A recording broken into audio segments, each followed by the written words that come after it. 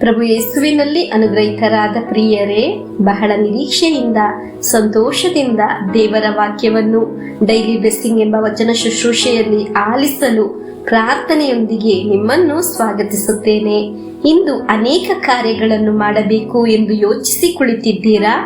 ಆ ಕಾರ್ಯದಲ್ಲಿ ಎಲ್ಲ ಸ್ವರ್ಗದ ದೇವರ ಕರ ನಿಮಗೆ ಸಂಚಲನ ಉಂಟು ಮಾಡಲಿ. ಆ ವಿಶ್ವಾಸದಲ್ಲಿ ನಮಗೆ ದೇವರ ವಾಕ್ಯವನ್ನು ಆಲಿಸೋಣ. ಈಗ ಆಲಿಸುವ ವಾಕ್ಯದಲ್ಲಿ ಸ್ವರ್ಗದ ದೇವರು ನಮ್ಮನ್ನು ಅನುಗ್ರಹಿಸುತ್ತಾರೆ. ಆಮೇನ್. 1 ಅರಸುಗಳು 18ನೇ ಅಧ್ಯಾಯ 31 ಮತ್ತು 32ನೇ ವಾಕ್ಯ.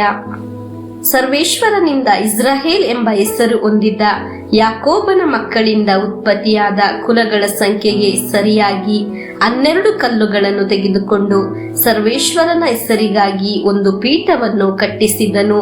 ಅದರ ಸುತ್ತಲೂ 20 ಸೇರು ಬಿಜಾವರಿ ನೆಲವನ್ನು ಅಗಿಸಿ ಕಾಲುವೆ ಮಾಡಿಸಿದನು. ಪ್ರಿಯರೇ, ಈ ಬಲಿಪೀಠ ನಿರ್ಮಿಸಿ ಪ್ರಾರ್ಥಿಸಿದ ಅನುಗ್ರಹ ಅದ್ಭುತವಾಗಿದೆ.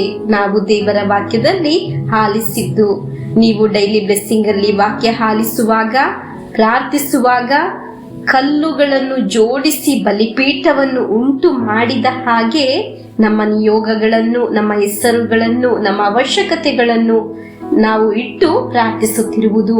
ನೀವು ವಾಕ್ಯ ಆಲಿಸಲು ಕುಳಿತ ಜಾಗ ಎಲಿಯ ಪ್ರವಾದಿ ಬಲಿಪೀಠ ಕಟ್ಟಿದ ಸ್ಥಳದ ಹಾಗೆ ಪವಿತ್ರವಾಗಿದೆ.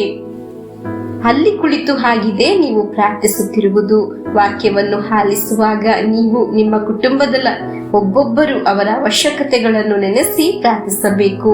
ಪ್ರಿಯರೇ, ಹಾಗೆ ದೇವರಲ್ಲಿ ಪ್ರಾರ್ಥಿಸಲು, ದೇವರ ವಾಕ್ಯವನ್ನು ಆಲಿಸಲು ನಾವು ಉಂಟು ಮಾಡಿದ ಬಲಿಪೀಠವಾಗಿದೆ ಈ ಡೈಲಿ ಬ್ಲೆಸ್ಸಿಂಗ್ ಶುಶ್ರೂಷೆ.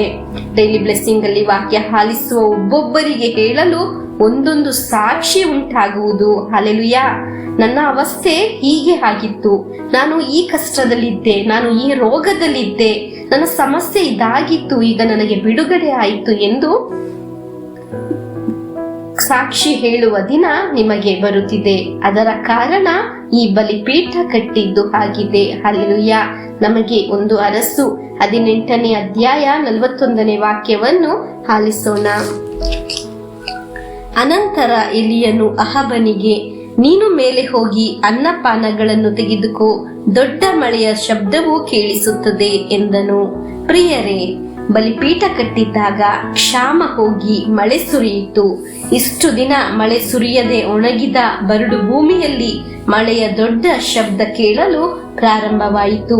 ನಮಗೆ ವಿಶ್ವಾಸಿಸೋಣ ಪ್ರಿಯರೇ, ದೇವರ ವಾಕ್ಯ ನಾವು ಆಲಿಸಲು ಪ್ರಾರಂಭಿಸುವಾಗ ಅನುಗ್ರಹದ ದೊಡ್ಡ ಉಳಿತುಗಳು ನೀವು ಕೇಳಲು ಪ್ರಾರಂಭವಾಗುತ್ತದೆ. ಆಮೇನ್. ಹಲ್ಲೆಲೂಯಾ.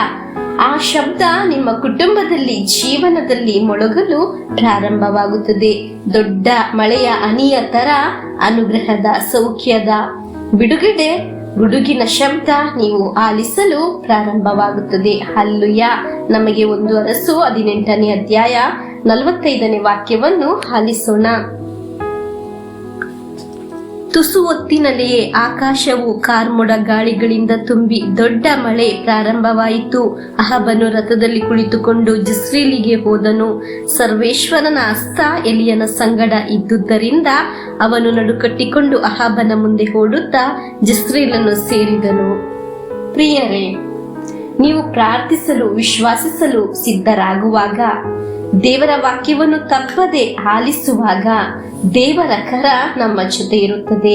ವಾಕ್ಯದಲ್ಲಿ ಆಲಿಸಿದ್ದ ಹಾಗೆ ನಮಗೆ ದೇವರಲ್ಲಿ ವಿಶ್ವಾಸಿಸುವಾಗ ಬೇರೆಯವರಿಗಿಂತ ಮುಂಚೂಣಿಯಲ್ಲಿ ನಮ್ಮನ್ನು ತಲುಪಿಸುತ್ತಾರೆ. ಪ್ರಿಯರೇ, ನಮಗೆ ನಮ್ಮ ಪ್ರಾರ್ಥನೆಗಳನ್ನು ಸೇರಿಸಿ ಇಟ್ಟು ಬಲಿಪೀಠವನ್ನು ಕಟ್ಟಿ ದೇವರನ್ನು ಆರಾಧಿಸೋಣವೇ? ಇಂದು ಆಲಿಸಿದ ವಾಕ್ಯದೊಂದಿಗೆ ಪ್ರಭುವಿನ ಆಶೀರ್ವಾದವನ್ನು ಸ್ವೀಕರಿಸೋಣ. ನಿಮಗೆ ಈ ಧ್ಯಾನ ಮಂದಿರದಲ್ಲಿ ಬಂದು ಸಾಕ್ಷಿ ಹೇಳಲು ಸಾಧ್ಯವಾಗಲಿ. ಆಮೇನ್. ನಮ್ಮ ಪ್ರಭು ಯೇಸುಕ್ರಿಸ್ತರ ವರಪ್ರಸಾದವು, ದೇವರ ಪ್ರೀತಿಯು, ಪವಿತ್ರಾತ್ಮರ ಅನ್ಯೋನ್ಯತೆಯು ನಮ್ಮೊಡನೆ ಇರಲಿ.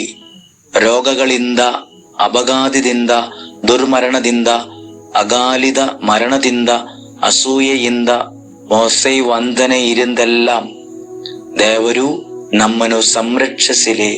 ಹಾಲೆಲೂಯಾ. ಆಮೇನ್.